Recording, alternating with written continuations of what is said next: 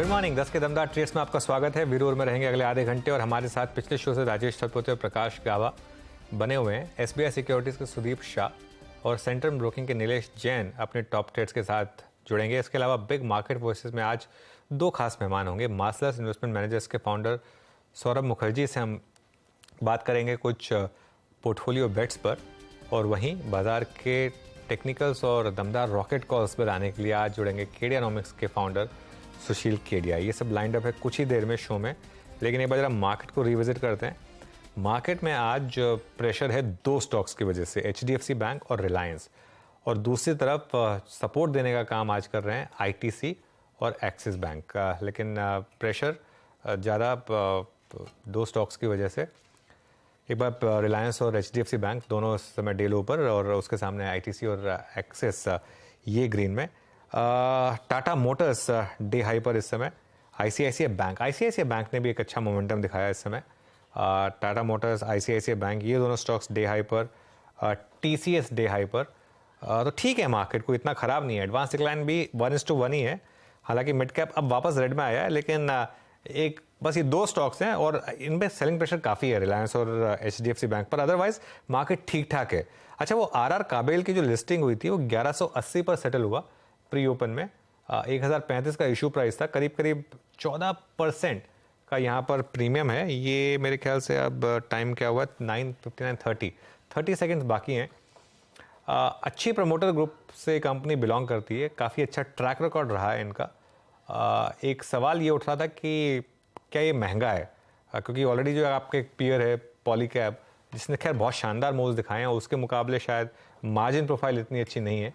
लेकिन अब खैर लिस्टिंग की शुरुआत, और ये देखिए ये बेल बजने की तैयारी यहाँ पर।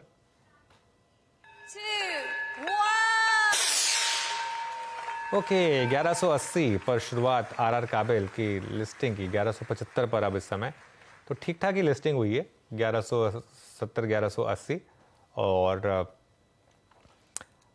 अच्छी लिस्टिंग मानी जाएगी वीरू, गिवन द सर्कमस्टांसेस। 1180 के आसपास होल्ड करता हुआ।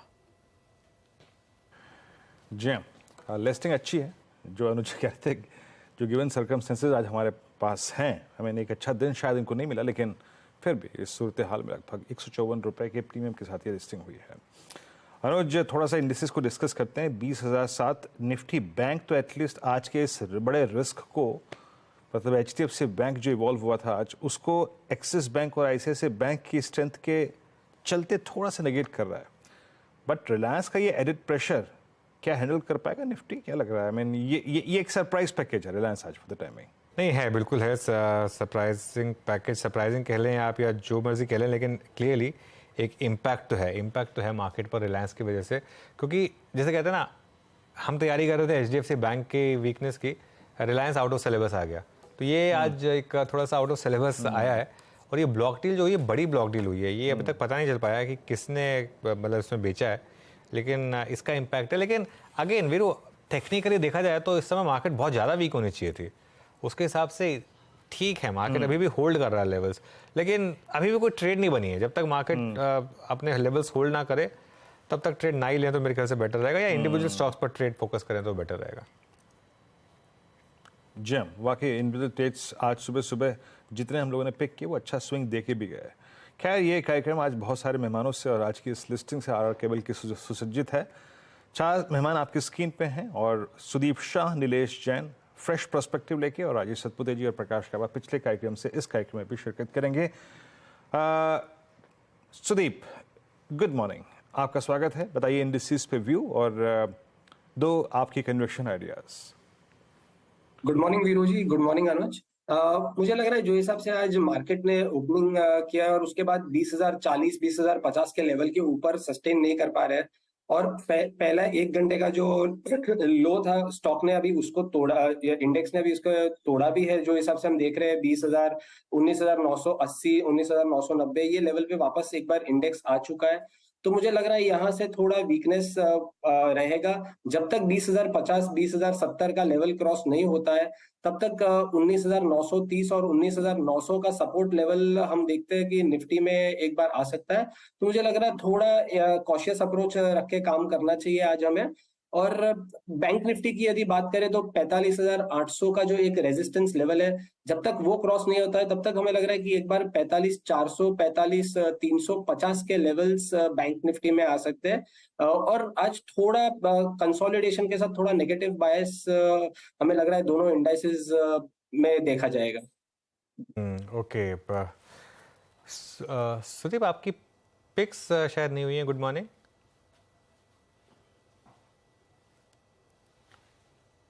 ओके, सुदीप म्यूट पर हैं। एक काम करते हैं, एक बार आता हूँ सुदीप आपके पास वापस। गाबा सर, आपकी फ्रेश पिक्स क्या होंगी इस समय की? मुझे HL पसंद है, यहाँ से एक बाउंस मिल सकता है। 4008 पर ट्राई कर रहा है, बेस बना रहा है, स्टॉप होगा करीब 3967 का। पॉसिबल है कि 4650 4100 ये एक पॉसिबिलिटी है। दूसरा जो स्टॉक पसंद है मुझे वो है टाटा मोटर्स। 645 के आसपास ट्रेड कर रहा है, बेस बढ़िया बना है और उसके बाद एक बाउंस मिला है। स्टॉप होगा 640, टारगेट है 670 का टाटा मोटर्स। बस sir, thank you so much आज सुबह जुड़ने के लिए हमारे साथ। राजेश जी, आपकी fresh picks? Anuj ji, Hero Motors, I think सुबह भी किसी गेस्ट ने इस पे बाय कॉल रिकमेंड किया। मैं भी चाहता हूँ कि इस पे एक बाय कॉल दे दूं।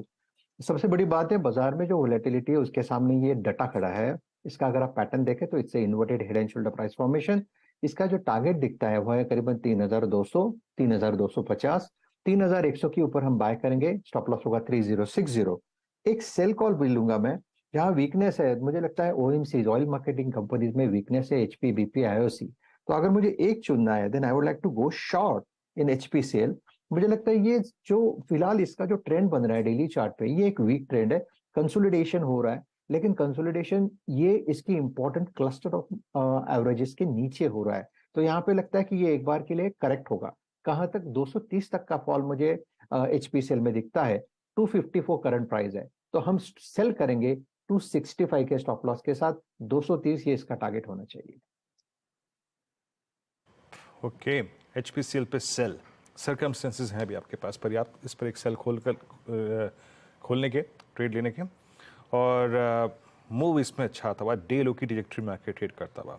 चलिए अब बात करते हैं नीलेश जैन से। Nilesh, good morning. आपके दो कन्विक्शन आइडियाज इस वक्त के? Very good morning too. बिल्कुल, देखिए इस प्रकार के वॉलेटाइल मार्केट में एक सेल और एक बाय आइडिया है। सबसे पहले शुरुआत करना चाहूंगा बिकवाली वाले ट्रेड से। बिकवाली करने की सलाह है इंडिगो में। यहाँ पे लगातार हमने वीकनेस देखी है और वीकनेस देखने को मिल रही है, जिस हिसाब से लगातार क्रूड ऑयल प्राइस में बढ़त हम देख रहे हैं। तो यहाँ पे स्ट्रक्चर थोड़ा सा बिगड़ता हुआ नजर आ रहा है। एक मेजर सपोर्ट जो 2400 से 2405 के रेंज में था वो ब्रेक हो चुका है लोअर साइड में। अब यहाँ से काउंटर अपने 200 एक्सपोनेंशियल मूविंग एवरेज को टच करता हुआ नजर आ सकता है। तो करंटली 2366 के आसपास ट्रेड हो रहा है। 2405 का स्टॉप लॉस होगा और निचले स्तरों पर 2320 से लेकर 2300 तक की डाउनसाइड हमें देखने को मिल सकती है। तो यहाँ पे एक बिकवाली का ट्रेड होगा इंडिगो में। वही खरीदारी करने की सलाह होगी। फार्मा स्पेस थोड़ा सा पॉजिटिव नजर आ रहा है, सन फार्मा इस पर्टिकुलर काउंटर में। हालांकि पिछले 4 से 5 ट्रेडिंग सेशन में हम एक कंसोलिडेशन देख रहे हैं, बट जिस हिसाब से यहाँ पे मोमेंटम इंडिकेटर्स एंड ऑसिलेटर्स पे हमें एक बाय क्रॉस ओवर देखने को मिल रहा है। तो गोइंग फॉरवर्ड एक ब्रेकआउट हमें बहुत ही जल्द देखने को मिल सकता है। तो करंट लेवल पर सन फार्मा में लॉन्ग करके चलने की सलाह होगी। 1132 के स्टॉप लॉस से 1175 और 1190 के टारगेट होंगे।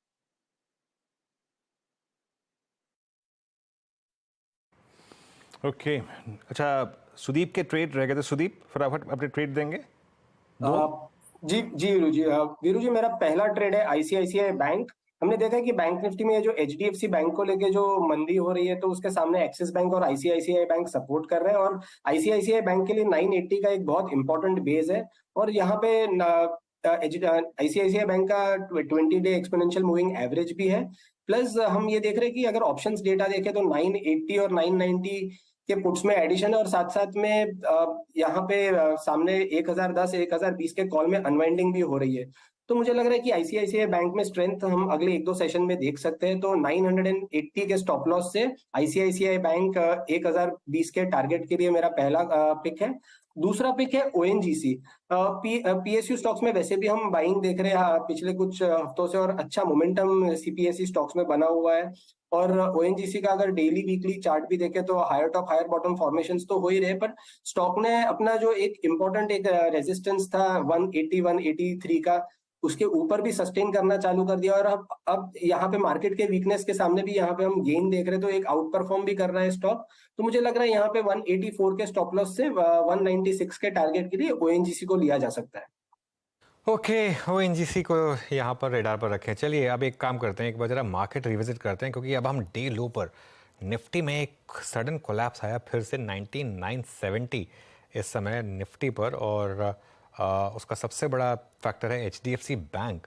अब एचडीएफसी बैंक 1570 पर, देखिए जो हमने बात की थी कि एक जो मंडे वाले शॉर्ट्स हैं वो शायद शुरू में ही निकल जाएं, उसके बाद सेकेंड राउंड ऑफ शॉर्टिंग अगर आई तो प्रॉब्लम होगी, और अब 3.5% ये स्टॉक नीचे 1570 इस समय एचडीएफसी बैंक का। बिग मार्केट वॉइसेस में मार्केट आउटलुक डिस्कस करने के लिए हमारे साथ मार्सलस इन्वेस्टमेंट मैनेजर्स से सौरभ मुखर्जी जुड़ गए हैं। Saurabh, good morning.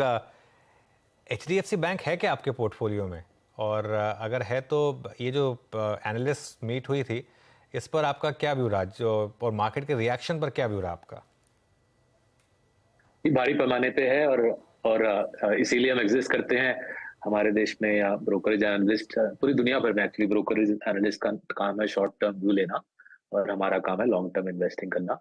सो जो दो मुद्दों पे स्टॉक टूट रही है वो मुद्दे से हमको ज्यादा चिंता नहीं है। पहला मुद्दा है कि एक्सेस लिक्विडिटी लेके एचडीएफसी लिमिटेड और एचडीएफसी बैंक का मर्जर किया गया है, उससे मैं खुश हूँ। अगर नहीं होती एक्सेस लिक्विडिटी मेरे को चिंता होती, और एक्सेस लिक्विडिटी अगर है उसका मतलब है कि अगले 2 साल में इस एक्सेस लिक्विडिटी के इस्तेमाल से एचडीएफसी बैंक अपने ग्रोथ को बढ़ावा देगा। और जो दूसरा अकाउंटिंग एडजस्टमेंट्स की वजह से बुक वैल्यू घटाई गई है, उससे ज्यादा मेरे को चिंता नहीं है। अकाउंटिंग एडजस्टमेंट्स की वजह से जब ये मर्जर अंडरवे होगा, बुक वैल्यू को सहारा मिलेगा। सो दोनों जो फैक्टर्स हैं वो मेरे ख्याल से नॉन फंडामेंटल फैक्टर्स हैं। सेल साइड का काम है, ब्रोकरेज का काम है इस सब मुद्दों पे बीवीपीएस को, बुक वैल्यू पर शेयर को ऊपर नीचे करना।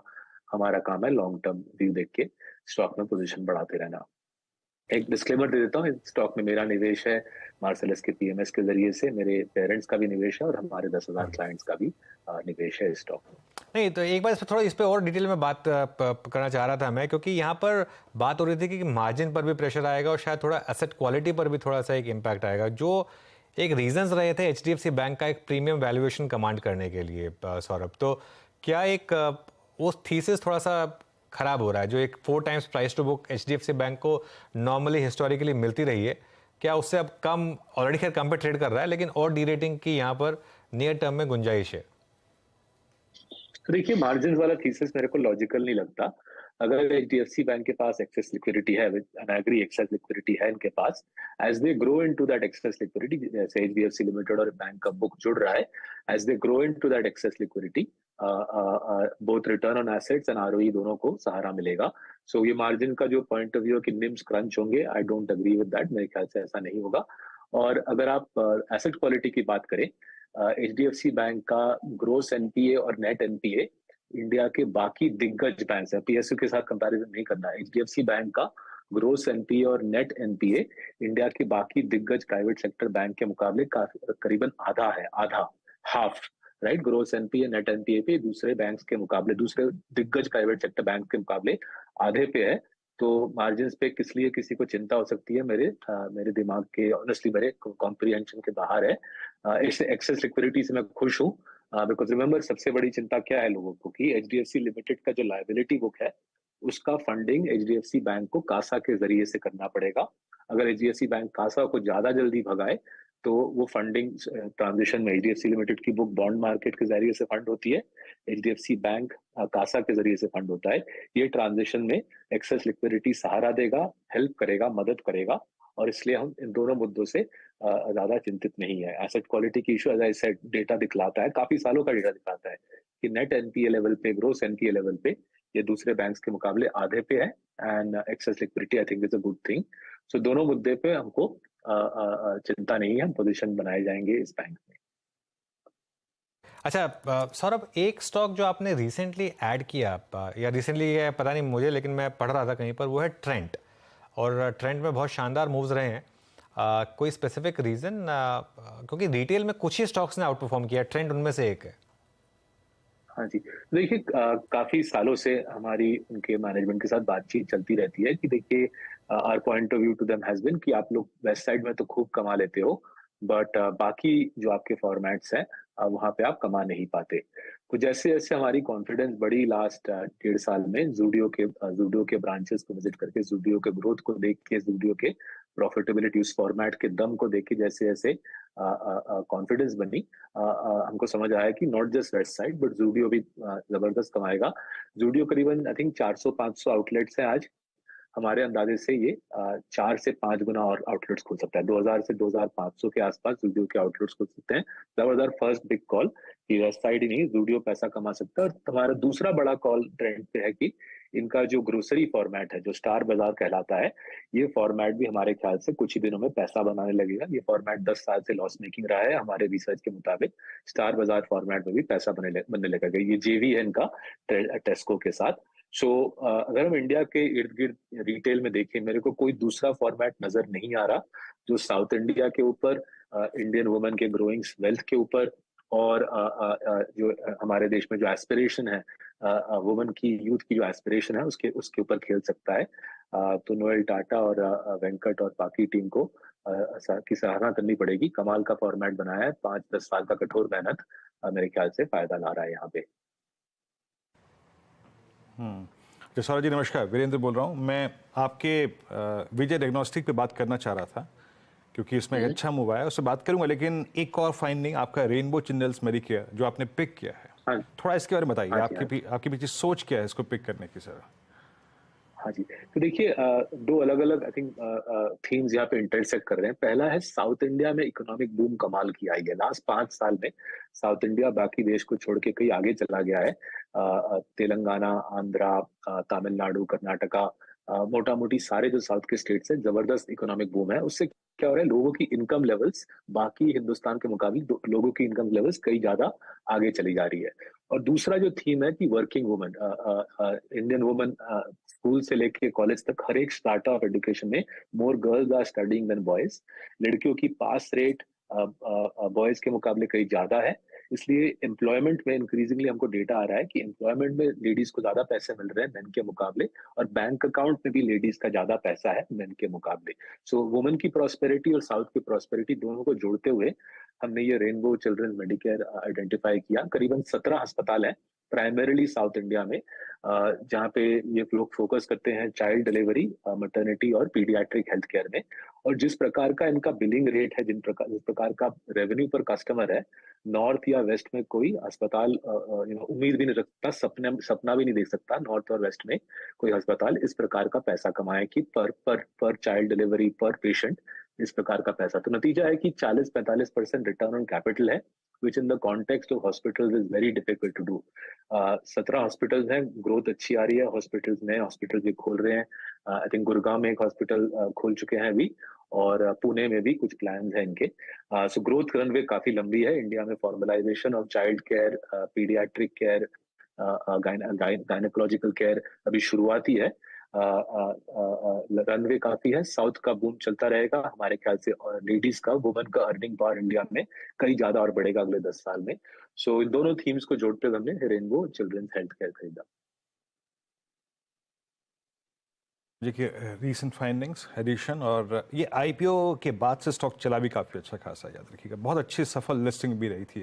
अच्छा सौरभ जी, मैं आऊँगा अब आपके विजय डायग्नोस्टिक पे। बहुत टाइमली पिक किया आपने इसको। अभी इनफैक्ट लास्ट वीकेंड पे मुझे भी ज़रूरत पड़ी बहुत सारी डायग्नोस्टिक सर्विसेज को लेने की। मैं एक चीज़ देख रहा था, अब सिर्फ अगर हम कोविड काल को छोड़ दें, तो वो तो एक्सेप्शनल था, उस वक्त तो बहुत दिक्कतें थी, तो वो शायद जो कोविड रेवेन्यूज थे वो कहीं चरम पर लगे इनको। लेकिन अब क्या हेल्थ कंसर्न्स, और आप अपनी हेल्थ को लेके काफ़ी सचेत हैं, अब टेस्ट पर पेशेंट्स काफ़ी, पहले तो नंबर ऑफ पेशेंट्स बहुत थे, लेकिन अब क्या टेस्ट पर पेशेंट्स बढ़ रहे हैं? क्या ये इन कंपनियों को प्राइसिंग पावर फिर देगी? आपका व्यू डायग्नोस्टिक स्पेस पे? अगर आप छोड़ दें, कोविड को इग्नोर करें, तो करीबन 13-14% रेवेन्यू ग्रोथ रही है डायग्नोस्टिक स्पेस में। वो डॉक्टर लाल की बात करें, मेट्रोपोलिस की करें या विजय की करें, अगर कोविड को बिल्कुल इग्नोर करें, एक्स कोविड 13-14% का ग्रोथ रेट रहा है। कोविड के बाद वो ग्रोथ रेट 12-13 के आसपास आया है, बट मेरे ख्याल से वो बाउंस बैक करेगा। कोविड की वजह से कुछ चीजें हुई थी, कुछ चेंजेस हुए थे, जिससे 1-2% ग्रोथ घटा है, बट वो मेरे ख्याल से शॉर्ट टर्म फेनोमेनॉन है। जो सबसे बड़ी चेंज आई है कोविड के बाद, ये प्राइवेट इक्विटी और वेंचर कैपिटल का पैसा सूख गया है। सो ये प्राइवेट इक्विटी और वीसी वाले काफी सारे नए डायग्नोस्टिक चेन को पैसा दे रहे थे, जो कंपटीशन क्रिएट कर रहे थे विजय या डॉक्टर लाल या मेट्रोपोलिस के लिए। वो कहानी, वो स्टोरी खत्म है। पीवीसी के पास पैसा नहीं है। इससे क्या रहा, जो जमे हुए खिलाड़ी हैं, जैसे विजय साउथ में, स्पेशली तेलंगाना आंध्रा में विजय जमा हुआ खिलाड़ी है, लीडर है। जमे हुए खिलाड़ी की प्राइसिंग पावर कई ज्यादा बड़ी है। इस साल जो हम देख रहे हैं कि जमे हुए खिलाड़ियों की प्राइसिंग पावर वापस आ गई है। एक जो फर्क है विजय में वर्सेस से doctor Lal, Vijay is both radiology and path, दोनों करते हैं। साउथ में यही इसी प्रकार का चलता है। साउथ में रेडियो और पैथ सेम प्रोवाइडर करता है, क्योंकि साउथ में जैसे हम डिस्कस कर रहे हैं इनकम लेवल ज्यादा है, लोगों के पास टाइम कम है, इसलिए वो एक ही प्रोवाइडर के पास से रेडियो और पैथ दोनों ले लेते हैं। विजय इस क्षेत्र में साउथ में अनडिस्प्यूटेड लीडर है। करीबन 30-35 साल पुरानी ये चेन है। As I discussed 2 minutes ago, growth का स्कोप साउथ में काफी है। इन लोगों ने बखूबी से ईस्ट में भी, कोलकाता में भी एक्सपेंशन शुरू किया है लास्ट 5-6 साल में। वहां पे कॉम्पिटिटिव इंटेंसिटी कम है। बारिंग डॉक्टर लाल, ईस्ट में कोई दूसरा बड़ा प्लेयर है नहीं। So if you combine radio and path, you get better margin than path alone. And if you do that, आप रेडियो पैथ को जोड़ रहे हो, मार्जिन आपकी अच्छी है, और आप इंडिया के सबसे प्रॉस्परस ज्योग्राफी में साउथ में ये चीज कर रहे हो। आपकी रिटर्न ऑन कैपिटल 35-40 है, डॉक्टर लाल से थोड़ी ज्यादा है। आपकी मार्जिन डॉक्टर लाल से थोड़ी ज्यादा है, और आप पोस्ट कोविड जो प्राइसिंग पावर की रिकवरी है उसका पूरा फायदा उठा सकते हो। तो विजय डायग्नोस्टिक्स में करीबन हमने 1 साल पहले पोजीशन बनाया था। उम्मीद है कि कई साल ही हमारे पोर्टफोलियो में रहेगी। ऑलराइट सौरभ, बहुत बहुत शुक्रिया आज हमारे साथ जुड़ने के लिए और हमसे बात करने के लिए। चलिए एक बहुत छोटा सा ब्रेक लेते हैं और उसके बाद लौटेंगे। कीड़ेनॉमिक्स के फाउंडर सुशील केडिया हमारे साथ जुड़ेंगे।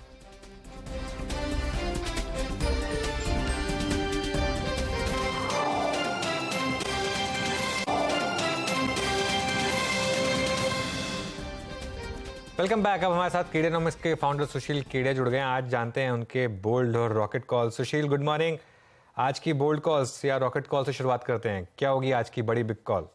ठीक है अनुज, अब जिस तरह की अनिश्चितता बाजारों में दिखने लग गई, पिछले मंगलवार को भी हड़कंप मचा, आज भी थोड़ा ऊंच नीच है, तो एक सावधानी की टोन में पहले रखना चाहूंगा। ये जो सो कॉल्ड रॉकेट कॉल्स है, ये क्षणिक है, आज के बाजार के लिए हैं। इस तरह के अगले महीने 2 महीने के खेल हैं, और इन स्टॉक्स में ज्यादा अनिश्चितता, इसीलिए इनकी चार्ट्स इतनी जोर से ऊपर नीचे दोनों तरफ चलती है। तो साइज को लिमिट में रखें आपके निवेशक। पिछले कुछ दिनों में हमने 2 नए रॉकेट कॉल्स अपने सब्सक्राइबर्स को दिए हैं। एक आपको मैं दिखाऊं, ये चार्ट ईज माई ट्रिप की, जो ये रही चार्ट, देखिए आप, ये ईज माई ट्रिप में जो अब ये टर्मिनल ट्रायंगल बन के ब्रेकआउट आ गया है, हम इसको अब करीब करीब 90-95 तक के लिए खेल रहे हैं। और दूसरा जो स्टॉक हमने रखा है रॉकेट कॉल्स की कैटेगरी में अपने सब्सक्राइबर्स के सामने पिछले कुछ ही दिनों में, वो है धानी सर्विसेज। लॉन्ग रन में हो सकता है इसका भाव 150 भी हो जाए, पर अगला स्पर्ट खेलने के लिए 40 से 70 तक की चाल, और क्या पता थोड़ा करेक्शन देने के बाद ही 80 तक चला जाए। ओके, चलिए ये हो गई 2 बिग बड़ी कॉल्स। सुशील, मैक्रो व्यू काफी इंटरेस्टिंग बन रहा है आपका। गोल्ड और क्रूड दोनों पर अपना व्यू दीजिए इस समय।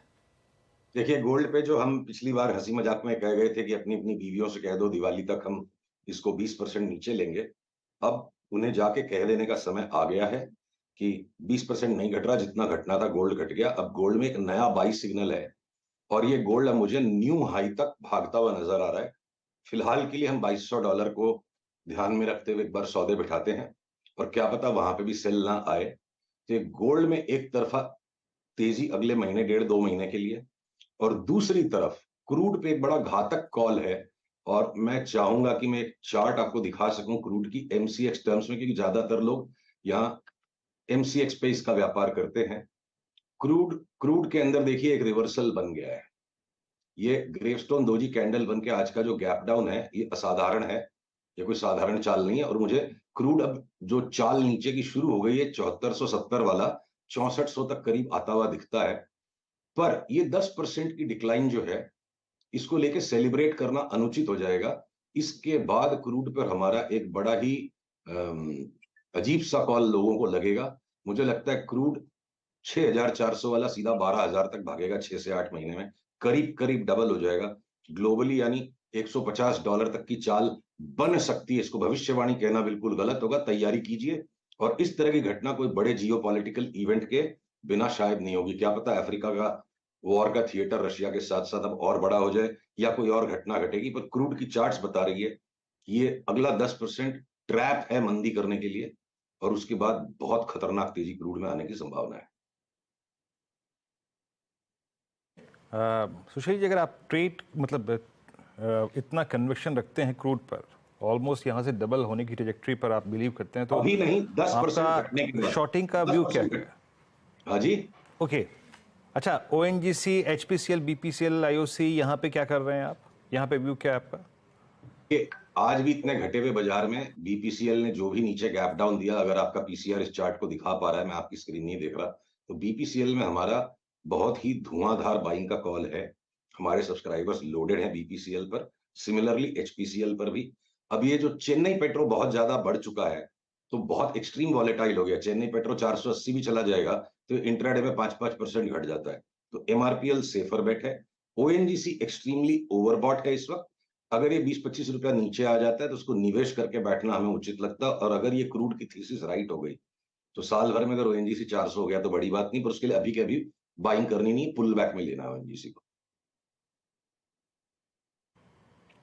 ओके, ओएनजीसी और बीपीसीएल पे, आईओसी पे आपने व्यू समझा। अच्छा, ये आपके आज इस कार्यक्रम में आने से पहले, मतलब मंगलवार से पहले और बीते मंगलवार के बाद, इस एक हफ्ते में या फिर 4 सेशंस में सुशील जी, पीएसयू बैंक्स में बहुत तेजी रही, चाहे वो कैनरा बैंक हो, चाहे वो बैंक ऑफ बड़ौदा। आपने पीएसयू बैंक्स में क्या किया और अभी भी आपकी किस पीएसयू बैंक पे नजर है? देखिए, 2020 में जब हमने पीएसयू बैंक्स में 8-10 बैगर का कॉल निकाला था तो हम उपहास के पात्र थे। 2021-22 में भी जब हमारे क्लाइंट्स दबोचते रहे उन्हें, तो हम तो इतने नीचे के लेवल से बैठे, और हमने 2023 की भी फर्स्ट हाफ में, फर्स्ट क्वार्टर में बहुत इसमें तेजी करी, तो हम तो इस भाव में फंसेंगे नहीं। हम इस ताक में है कि कैसे इनमें रिवर्सल आए, तब तक हम भागने दे रहे हैं। रिवर्सल आते हम दे मारेंगे और 30 से 35% नीचे वापस लेंगे चार्ट्स के अनुसार। मैं अपना कभी कोई मत नहीं रखता, जो मेरी चार्ट्स मुझे कहती है बेहिचक में कह देता हूं। तो अब सारी दुनिया को पीएसयू बैंक में तेजी करनी है, हम नहीं कर पाएंगे क्योंकि हमारा एवरेज बिगड़ेगा, और जब सारे लोग गर्म होंगे तो हम थोड़ा नरम हो जाएंगे, मिल जाएगा हमें वापस नीचे, यही हमारी धारणा है। ओके, अच्छा, एक और मैं जो आपके साथ डिस्कशन कर रहा था, एक और आपका बड़ा व्यू बन रहा है येन को लेकर, सुशील, जरा उस पर भी अपना व्यू दीजिए। क्या व्यू बन रहा है यहाँ पर? अनुज, यहाँ दो बातें हैं, दो अलग टाइम फ्रेम पे। जनरली डॉलर इंडेक्स के अंदर जो बाकी की 6 करेंसियां हैं जिनके सामने डॉलर की इंडेक्स बनती है, उसमें से येन को छोड़ के बाकी 5 करेंसीज करीब करीब एक तरफ चलती है और येन उसके उल्टा चलता है। यानी अगर डॉलर बाकी यूरोपियन और ऑस्ट्रेलियन कैनेडियन करेंसी के सामने अगर स्ट्रांग होता है तो येन और ज्यादा स्ट्रांग हो जाता है, और अगर डॉलर कमजोर होता है तो येन और कमजोर हो जाता है। यानी स्पॉन्ज है येन डॉलर की तेजी मंदी को संभालने के लिए, बैकअप है। पर इस बार कुछ ऐसी चार्ट्स बन गई हैं कि न सारी बाकी की 6 करेंसियां, येन भी एकदम एक साथ शिखर पर है, और डॉलर इंडेक्स में मुझे बड़ा सेल ऑफ आते लग रहा है। इस साल का एक नया लो आ जाए तो अगर अगले 1-1.5 महीने में ये हो गया तो जो भी ये हिचकोले बीच बीच में निफ्टी देगी 500, 600, 700 पॉइंट के, या बैंक निफ्टी 2000 पॉइंट का झटका दे सकती है, बेहिचक मंदी इंडेक्स पे करने का रंगढंग डॉलर इंडेक्स को देखते हुए अगले 1.5 महीने के लिए नहीं बन रहा। पर अगर मैं 1 साल का व्यू ले पाता हूं तो येन की चार्ट बहुत ही घातक है कि 150 येन $1 के बराबर अगर साल भर में 10 महीने में 100 भी हो गया तो हम अचंभित नहीं होंगे। वो सेल कॉल आ चुका है, उसको टुकड़े टुकड़े में खेलना पड़ेगा। तो येन की एक खासियत ये है कि इतने कम ब्याज दर पे पूरे दुनिया को चीपेस्ट फंडिंग सप्लाई करने का केंद्र है येन। येन कैरी ट्रेड के बारे में आजकल बातें कम होती हैं, तो अगर इस तरह की एक तरफा चाल येन में आ गई 8-10 महीने के लिए तो संसार में एक बहुत बड़ा फाइनेंशियल रिस्क ऑफ बन सकता है। तो अगले 1-1.5 महीने की तेजी को बी ग्रुप में संभाल के खेलना है। नंबर ऑफ स्टॉक्स को कम कीजिए, एक्सपोजर को मेंटेन कीजिए कि 5% मार्केट बढ़ गया तो 5% माल बेच लीजिए। ये हमने अपने निवेशकों को समझाया है, और बाकी सब अपना देख देख के करें। ऑलराइट सुशील, बहुत बहुत शुक्रिया। आज थोड़ा आपके वीडियो में दिक्कत आ रही है तो इसके लिए इस चर्चा को हमको यहीं समेटना पड़ेगा। थैंक यू सो मच आज हमारे साथ जुड़ने के लिए और हमसे बात करने के लिए। अगले ट्यूसडे फिर बात करेंगे आपके साथ, और अब यहाँ पर इस शो को समेट देते हैं। और market at days low 19,950 Nifty पर और बैंक निफ्टी 45,540 पर। नीरज जी को अब बागडोर सौंप देते हैं। Neeraj ji, good morning, over to you.